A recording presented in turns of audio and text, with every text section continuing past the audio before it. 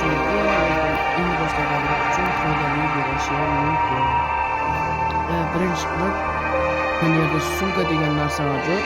Я слышал, что Лейла помогала вам. Ustiga bosganimizda nimanda ko'pinchalar bo'ladi. Bu qanday uchun bo'lsa shu level uchun.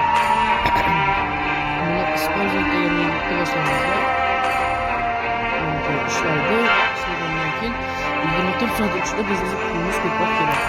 Buni ham ishlatish mumkin. Bu o'sha optni levelni kuchaytirish uchun ishlatiladi.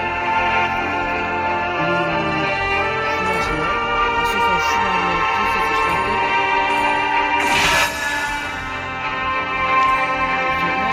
o'zi yaxshigina yoki yana bir yo'li bor.